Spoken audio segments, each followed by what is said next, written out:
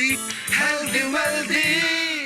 Hello friends and very good morning. आप सभी का स्वागत है हमारे स्पेशल शो हेल्दी वेल्दी में। मैं हूं अंजू निर्वाण और आज हम बात करेंगे थायराइड कैंसर की। जी हाँ, थायराइड कैंसर जो कि ज्यादातर 30 से 40 उम्र के बाद दिखाई देता है, लेकिन थायराइड कैंसर के शिकार ज्यादातर तराई क्षेत्र में पाए जाते हैं। Healthy wealthy. यहाँ पे ये जानना बेहद जरूरी है कि थायराइड कैंसर पुरुषों के मुकाबले में महिलाओं को ज्यादा होता है, लेकिन अब ये जानना जरूरी है कि आखिर थायराइड कैंसर है क्या। थायराइड कैंसर यानी कि थायराइड ग्लैंड्स का असामान्य विकास। थायराइड ग्लैंड्स थायराइड हार्मोन्स बनाते हैं जिसके लिए जरूरत होती है आयोडीन की। बताएंगे इस बारे में बहुत कुछ, लेकिन उससे पहले चलते हैं हमारे योगा एक्सपर्ट के पास और जानते हैं उनसे आज के स्पेशल योगासन।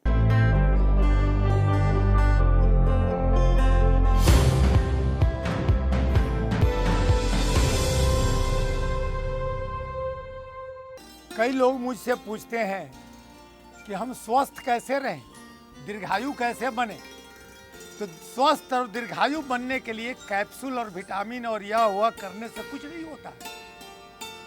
जंगलों में बहुत लोग रहते थे, पतंजलि कोई कैप्सूल नहीं खाते थे, कभी ईसीजी नहीं कराते थे।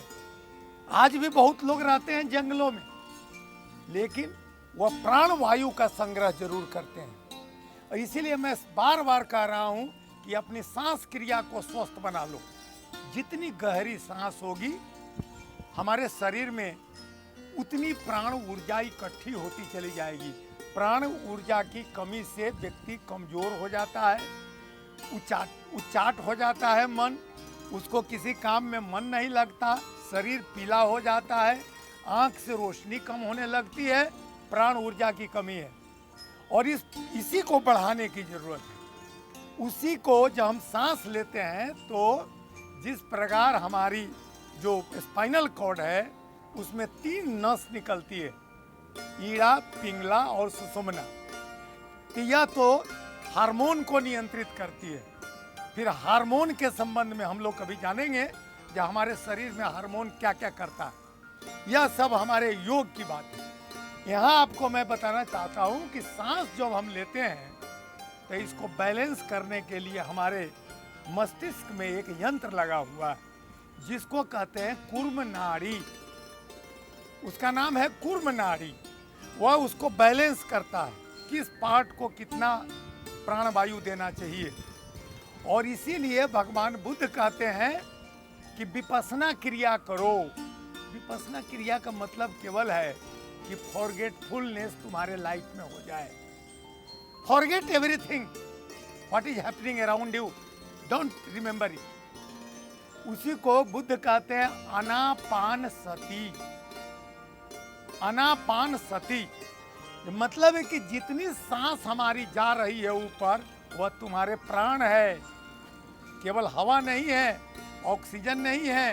सांस लेने में दिक्कत हो रही हो, प्राण तत्व की कमी हो रही है, हम बीमार पड़ते हैं, प्राण तत्व की कमी हो रही है।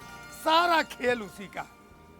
इसीलिए मैं बार बार निवेदन करना चाहता हूं मित्रों से कि आप अपनी सांस क्रिया को इतना स्वस्थ कर लें, इतना लंबा सांस खींचें। आजकल हम लोग 50% सांस लेते हैं, आधी आधी सांस लेते हैं, तो जिससे ऑक्सीजन भीतर प्रवेश नहीं करता। कितनी दूर तक उसको सर्किल बनाना पड़ता है। हम जब सांस लेते हैं तो न्यूरॉन्स को भी वो एनर्जी देती है, मांसपेशियों को एनर्जी देती है। हमने अपने शरीर को चारों तरफ से बंद कर लिया है।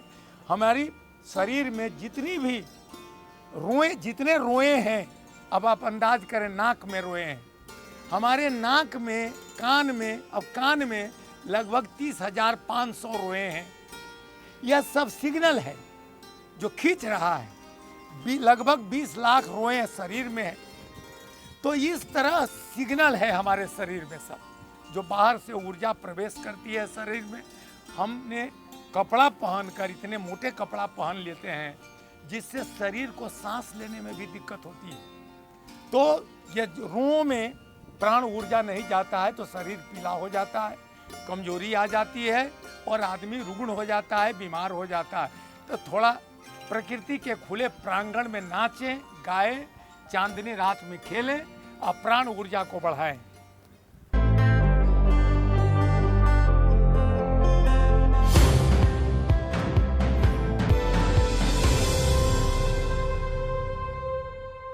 योगासन आपकी हेल्थ से जुड़ी कई बीमारियों को ठीक करने में मदद करता है। ठीक वैसे ही अगर आपको थायराइड कैंसर है तो आपको गले से जुड़े आसन करने चाहिए। इसके अलावा आप प्राणायाम करके भी थायराइड कैंसर में लाभ ले सकते हैं। और अब चलते हैं जिम और जानते हैं आज के special workout. healthy wealthy.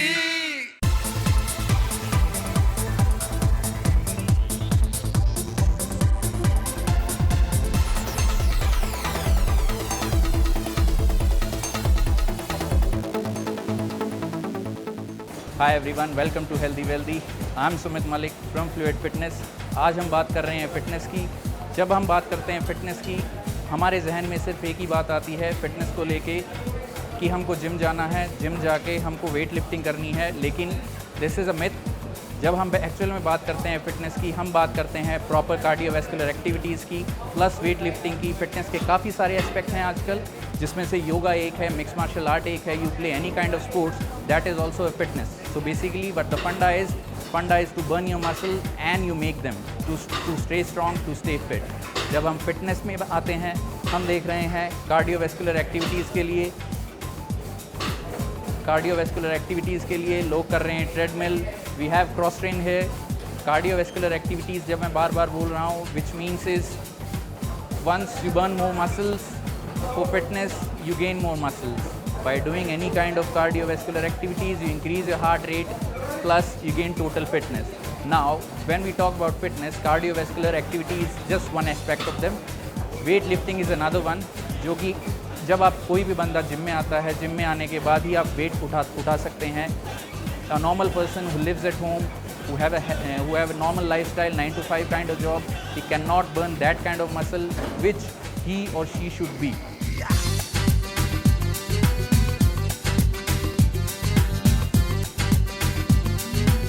Fit रहने के लिए सबसे इम्पॉर्टेंट है आपका रेगुलर होना। अगर आप रेगुलर जिम में आ रहे हैं, रेगुलर एक्सरसाइज कर रहे हैं, रेगुलर डाइट फॉलो कर रहे हैं, so basically you all set for a good healthy fit lifestyle. So fitness is today in environment is a lifestyle. आप सिर्फ एक एस्पेक्ट पे फोकस नहीं कर सकते, आपको कई तरह के एस्पेक्ट फॉलो करने पड़ेंगे फिटनेस के लिए, जिसमें से exercise is the primary, diet is the secondary. Now third thing is your passion, how passionate you are for your fitness.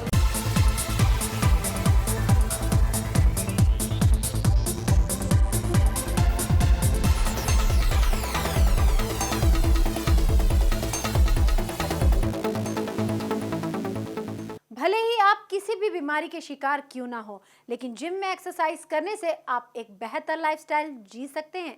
इसके लिए ज़रूरी नहीं कि आप जिम में ट्रेडमिल पर दौड़ें। साइकिलिंग, इसके अलावा वॉक भी एक अच्छा फिटनेस ऑप्शन है। healthy wealthy.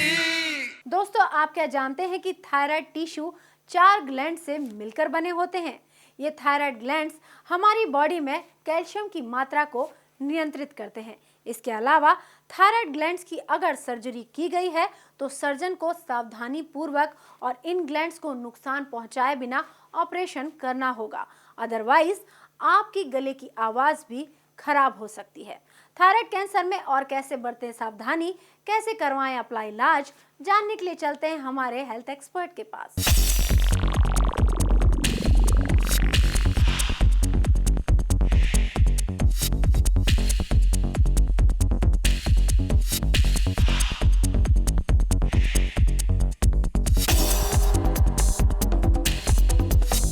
देखिए, सर्वाइकल कैंसर का जो सबसे बड़ा ताल्लुक़ है वो आमतौर पे ज़्यादातर कैंसर जो हैं लीवर की तरफ चले जाते हैं और इन बहुत रेयर केसेस में ब्रेन में भी चले जाते हैं। वो अनलाइक ब्रेस्ट कैंसर, जैसे ब्रेस्ट कैंसर आमतौर पे बोन्स में चला जाता है, तो सर्वाइकल कैंसर का जो मेन स्प्रेड है वो उसके वेसिनिटी में या लीवर में सबसे ज़्यादा उसका असर होता है। देखिए, आमतौर पे ये सर्जिकल ऑन्कोलॉजिस्ट जो है डिसाइड करते हैं इसको कि कितना बड़ा और कैसा एरिया उसका निकाला जाए, और सर्जिकल ऑन्कोलॉजी जो है जो सर्जरी कर रहे हैं उस वक्त वो डिसाइड कर देते हैं कि भाई कितना बड़ा एरिया है, कहाँ तक है। अगर वो बहुत ही छोटे एरिया में अर्ली स्टेज में डिटेक्ट हुआ, जैसे मैंने पहले कहा कि early detection is the key, सबसे इम्पॉर्टेंट चीज़ है वो, क्योंकि उससे कम डैमेज होता है, कम से कम चीज़ जो है रिमूव करी जाएगी। लेकिन अगर वो फैल गया है तो फिर उसमें सिर्फ सर्जरी करने से भी कुछ नहीं हो सकता, क्योंकि वो कैंसर दूसरी जगहों पे चला गया है। सर्जरी भी कर लें अगर लोकल एरिया की, उसके बाद भी कैंसर जो है दूसरे ऑर्गन्स में या दूसरे सिस्टम्स में चला गया और वहाँ वो फैल गया है और वहाँ ग्रो हो सकती हैं वो कैंसर सेल्स। देखिए, एचपीवी जो है ह्यूमन पैपिलोमा वायरस है। ये अगर उसके क्लासिफिकेशन देखा जाए तो ये एक डबल स्ट्रैंडेड डीएनए वायरस है, जो कि बहुत ही स्टेबल वायरस होता है, वो आसानी से म्यूटेट नहीं होता है।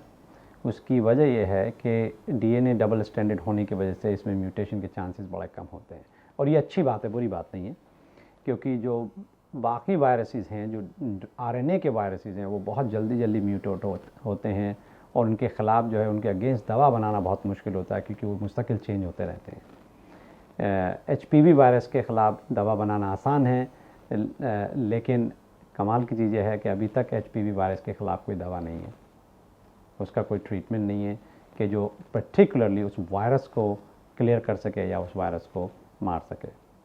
एक और चीज़ जो है समझनी बहुत ज़रूरी है एचपीवी वायरस की, वो ये कि ये एक किस्म का वायरस नहीं है, इसके 100 से भी ज़्यादा डिफरेंट वैरायटीज़ हैं जिनको सीरोटाइप्स बोलते हैं। उन सब में से तकरीबन 14 या 15 वैरायटी ऐसी हैं जो कैंसर कर देती हैं। बाकी वैरायटी जो हैं वो वेरुलेंट नहीं है, इसका मतलब वो कैंसर नहीं दे सकती हैं। तो ये समझना कि कौन सी वैरायटी है, कौन सी वैरायटी कैंसर दे रही है, बहुत ज़रूरी है। इसीलिए मैंने कहा कि जो टेस्ट करवाएं सर्विकल कैंसर का, उसमें ये देखने के लिए कि उनमें वायरस है या नहीं, उसमें ये भी देखना चाहिए कि कौन सा वायरस है वो। अगर ऐसा वायरस है वो जो कैंसर नहीं देता है, तो उनमें फ़िक्र की करने की कोई ज़रूरत नहीं है। उनको जो है चांसेस ये हैं कि उनको सर्विकल कैंसर नहीं होगा। लेकिन कुछ जो 14-15 जो वैरायटीज़ हैं जो हाईली वेरुलेंट हैं, उसकी वजह से अगर कैंसर हुआ तो उन लोगों को बहुत ही केयरफुल रहना चाहिए, उनको बहुत रेगुलरली अपने डॉक्टर्स को दिखाना चाहिए और अपना टेस्ट करवाने चाहिए।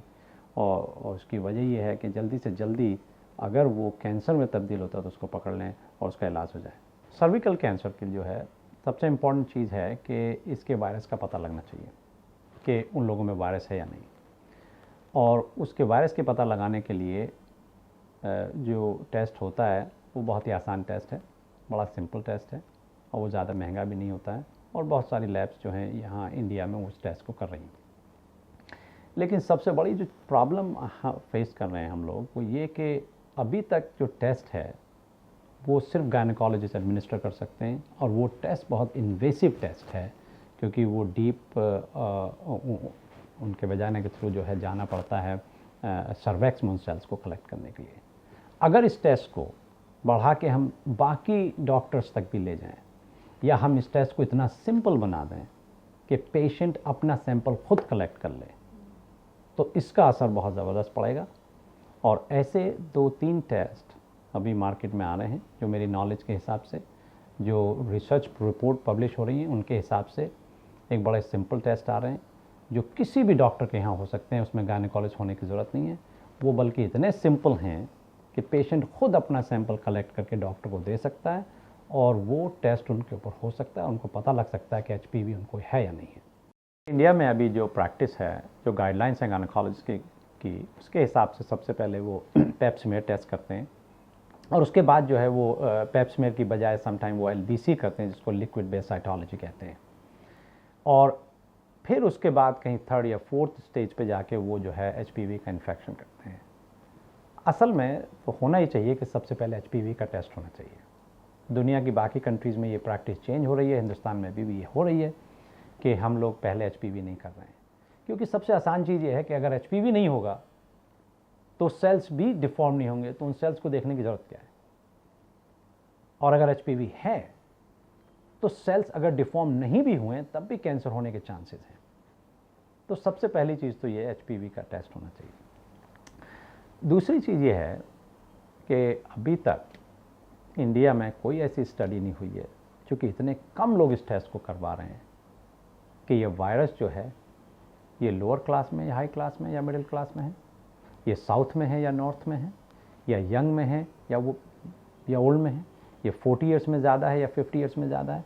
बल्कि मैं यहाँ तक कहूँगा कि हमको ये भी नहीं मालूम है कि क्या वो वायरस है जो कैंसर पैदा कर रहा है हिंदुस्तान में, जिसके लिए वैक्सीन बना है।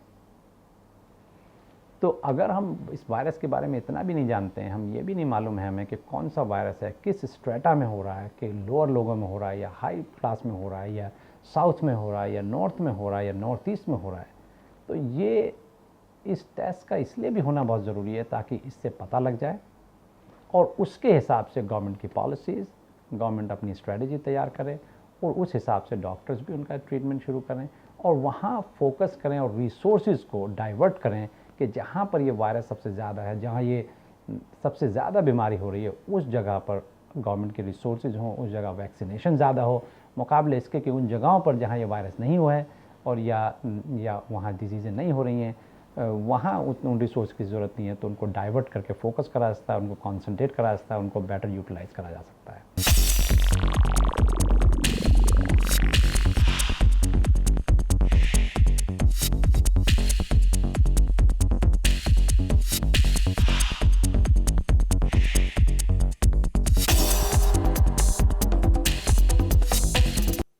थायराइड कैंसर के लक्षण जानना भी बेहद जरूरी है। इसमें पेशेंट की गर्दन में गांठ रहती है, गर्दन में दर्द रहता है जिसका असर कानों तक महसूस होता है, सांस लेने में तकलीफ होती है और आवाज में भारीपन रहता है। इसके अलावा खाना निगलने में भी तकलीफ होती है। ऐसे पेशेंट को किस तरह की डाइट लेनी चाहिए, जानने के लिए चलते हैं हमारे डाइटिशियन के पास।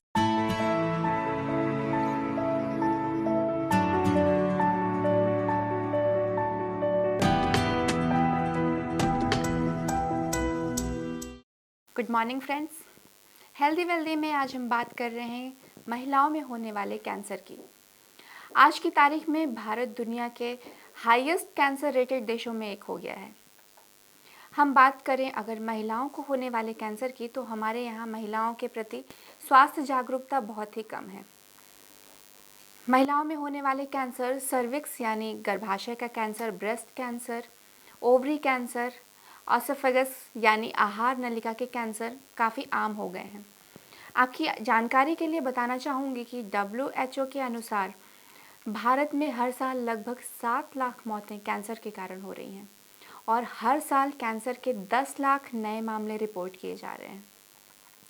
तो अब हमें ये जानना बेहद ज़रूरी है कि क्या वजह है कि आखिर कैंसर इतनी तेज़ी से बढ़ता जा रहा है।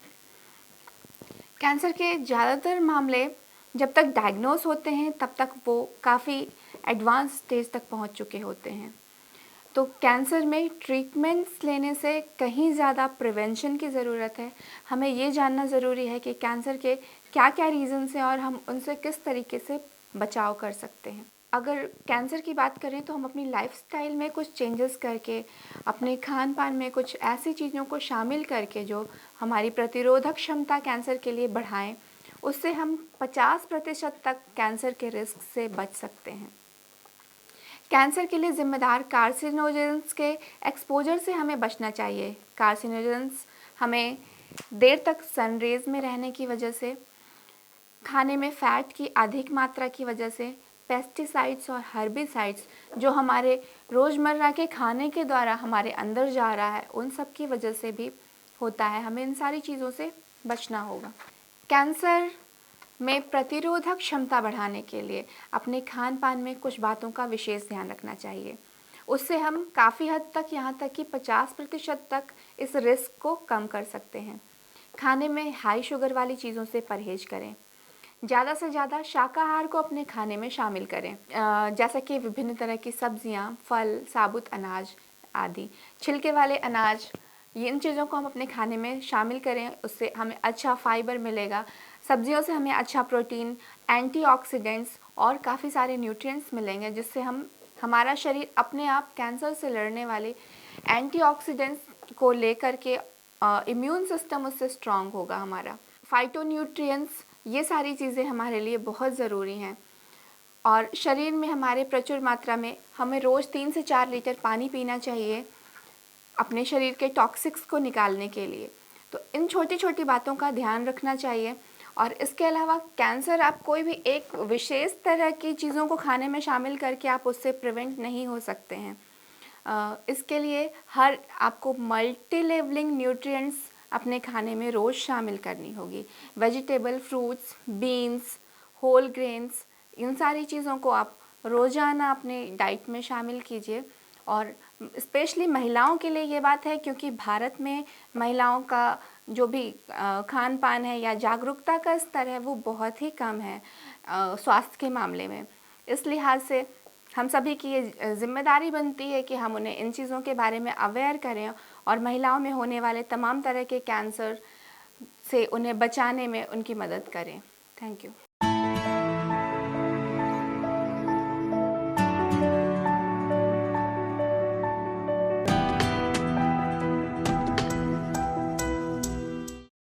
थायराइड कैंसर से बचाव का सबसे सही तरीका है सर्जरी। सर्जरी के बाद पेशेंट को ओरल थायराइड हार्मोन की दवाएं लेनी चाहिए। इसके अलावा रेडियो एक्टिव आयोडीन थेरेपी भी कैंसर के टिश्यूज को खत्म करने में मदद करता है। थायराइड कैंसर से बचने के लिए पेशेंट को तंबाकू, सिगरेट और शराब का सेवन छोड़ देना चाहिए। Healthy wealthy. अपनी डेली डाइट में विटामिन डी से युक्त भोजन लेना चाहिए, जैसे कि मछली, दूध, अंडा और मशरूम। इनका सेवन करें। इसके अलावा ऐसे फूड सप्लीमेंट भी ले सकते हैं जिसमें विटामिन डी सबसे ज़्यादा पाया जाता हो। इसके अलावा डॉक्टर के परामर्श पर ही अपना उपचार करवाएं। दोस्तों, अगर आपकी फैमिली हिस्ट्री में किसी को भी थायराइड कैंसर है तो आपके लिए इसकी संभावना कई गुना बढ़ जाती है। इसलिए आपको बीच बीच में समय रहते जांच करवाते रहना चाहिए। इसके अलावा रेडिएशन के संपर्क में भी अगर आप ज़रूरत से ज़्यादा हैं तो भी थायराइड कैंसर की संभावना बहुत ज़्यादा हो जाती है आपके लिए। इसलिए इस तरह के माहौल से बचें और समय रहते खुद की जांच करवाएं। Healthy wealthy. फूल गोभी, पत्ता गोभी और ब्रोकली थायराइड कैंसर पर प्रतिकूल प्रभाव डालते हैं, इसलिए इनका सेवन करने से आपको खुद को बचाना चाहिए।